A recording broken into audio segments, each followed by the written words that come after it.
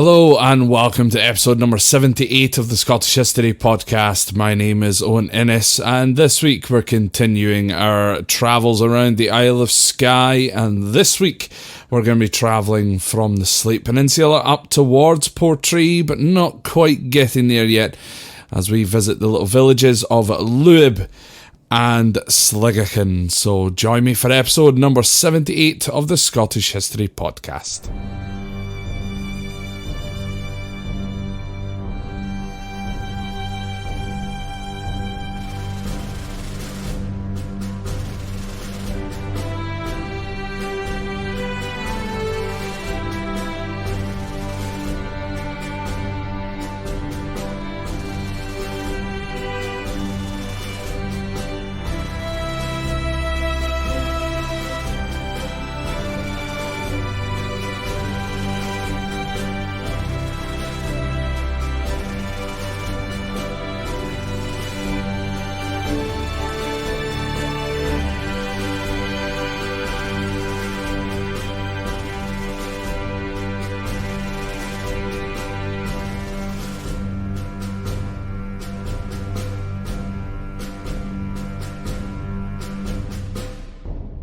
So after leaving Broadford, we now start to see great views of the Isle of Rasay and the old volcano known as Duncan. But the next village that you're going to pass through is the village of Luib. In 1987, a game called Game of Luib was invented here. Now, this was the first time even I have heard of this game. However, the premise of the game seems to be something along these lines. You play with two balls, one football and one is a rugby ball. Each player has 5 lives. Now, everyone is playing for themselves, so it's like every person for themselves as opposed to playing in teams. The object of the game is to kick the balls at your opponents and they must catch the ball. Otherwise, they lose a life. The last player standing with the most life wins a nose of Luib, but one nostril of Luib is when you win 3 noses. Sounds absolutely mental when you think of it. But it does sound like a very fun and entertaining game, to be honest. But like horse or donkey, depending on where you're from in the world, will depend on that the name of that particular game. And then after you pass Luib, you will then pass Loch Einort and the Mall Waterfall, or better known as the Black Hills Waterfall. Now, there is a large parking area for this particular waterfall. However, it is best to stop if you're coming back from Portree. So if you're headed from Portree to Broadford as opposed to the opposite way around. The reason being is that you would have to cross the busy road in a vehicle to get across to the parking area, and it is quite dangerous to do this. So it's not advisable due to the nature of the road, but if you like waterfalls or perhaps you are a photographer, this is probably one of the things worth doing. We then come down the side of the Red Coolen and down into the little village once again of Sconser. Now, Sconser is historically a crofting village, but the village does have a 9-hole golf course, one of only 2 golf courses on the entirety of the Isle of Skye, and also a ferry terminal.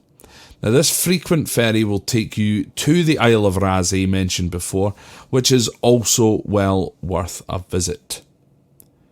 The ferry that runs here was the first hybrid-powered ferry in the world, called MV Halleck, which was built by the Ferguson's shipyard in Glasgow and today is operated by the Scottish ferry operator Caledonian McBrain. Coming into view properly now will be the Coolen. Now, the Coolen, spelled C-U-I-L-L-I-N, is the collective name for the mountains that can be found across the middle of the Isle of Skye. So essentially now geographically we are in the middle of the island. Now, the red Coolen are composed mainly of graphite, which does give off a little bit of a reddish hue to them, hence the name. The Red Cuillin also features vegetation that grows up them. Now, the tallest of the Red Cuillin, which is 2,543 feet or 775 metres tall, is the Glamaig, which translates as the Greedy Woman. Every year, though, a hill race is ran from outside the Sligachan Hotel. You run over the old Sligachan Bridge to the top of the Glamaig and back down. Every contestant, I believe, receives a free drink at the end of the race. Now, the race officially started in 1988, and the record for the Glamaig Hill Race is currently held by the Scotsman Finlay Wild from Thurso, who ran the race in a total of 44 minutes 22 seconds. Whereas the fastest woman up and down the Glamaig that I could find seems to be Jill Stephen with a time of 56 minutes and 9 seconds.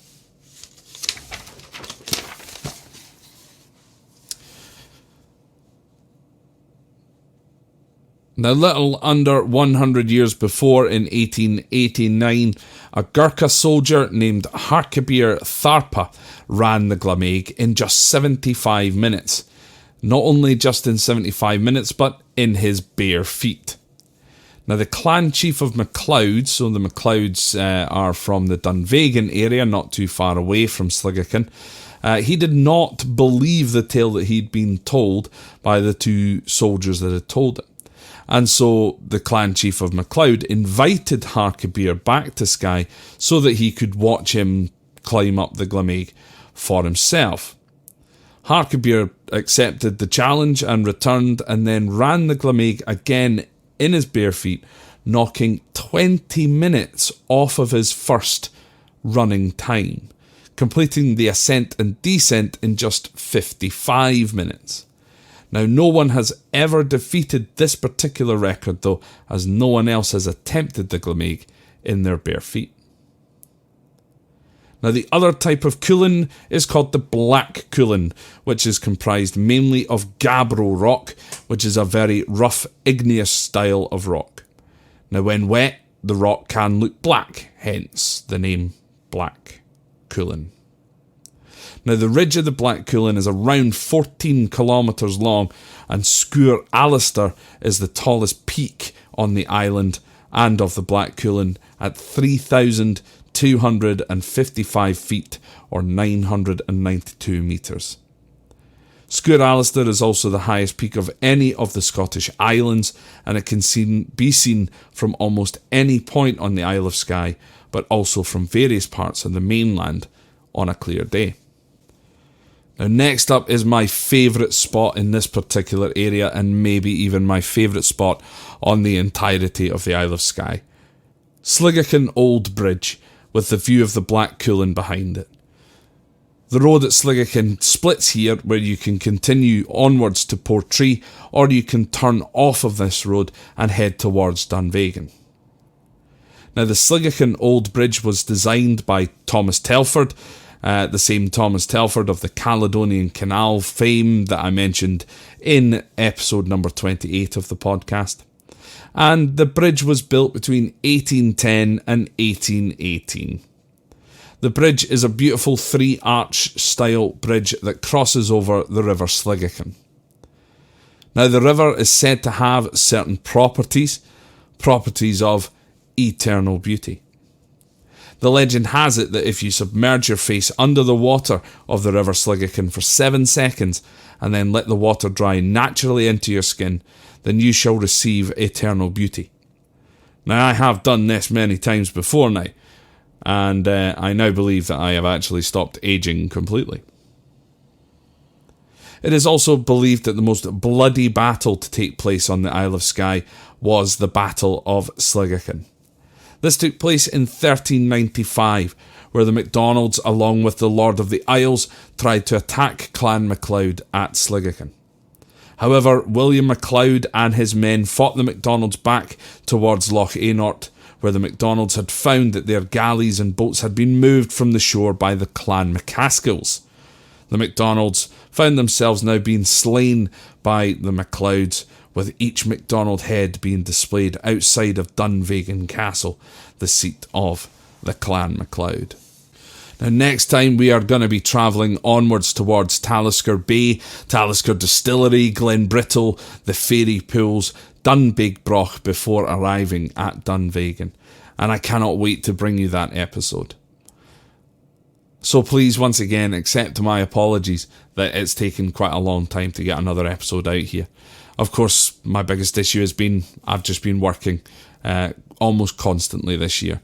And so, apologies for the lack of updates. Thank you again for all of the messages and checking up to make sure there is another episode. Thankfully, here it is, and we will continue onwards next time. Very shortly, I am going to be going on holiday, so I'm not going to be in the country for over a week. So, updates and new episodes will be, again, a little bit sporadic, but I'm hoping to get a proper update and a proper good long episode out for you all in the future. So thank you once again for listening. It's been one heck of a year, and I'm hoping that over the course of this winter that we're going to be able to get more episodes out there. So thanks again for listening. If you want to message me for any reason, you can do so via the website. So go on to www.scotthistorypod.com. You can email me at scotthistorypod@gmail.com or search for the Scottish History Podcast on Facebook, Twitter and Instagram, and we shall speak to each other there. So thank you once again, and I'll see you again next time.